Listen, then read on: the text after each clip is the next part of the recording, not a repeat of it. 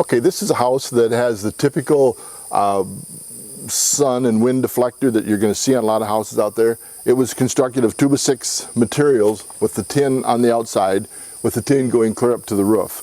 And you can see, well, underneath here that we approximately have 4.5 inches of opening is all. So they're restricting the air coming in, plus when that air curves and directions into the house, it loses a lot of its velocity. So real typical of what's going out there. And then we'll show you what our new hood is changed in the design of it to get more air into the house. Okay, today we're at a poultry house that has our new wind-sun hood deflector installed on it. It's a one-piece design made with a plastic UV stabilizer, which is going to protect that from the sun for 20 years or almost the life of that hood.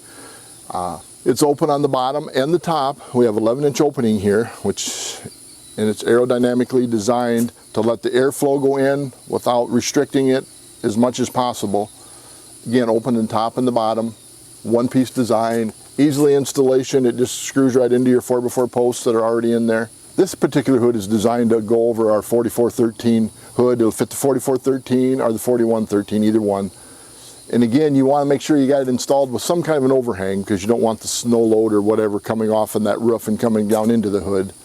But it's going to protect it from the wind, from the sun, and it's UV protected, so it will last the life of your barn.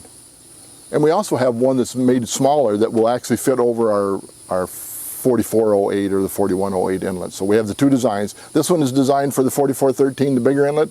The other one is designed for the 4408 smaller inlet.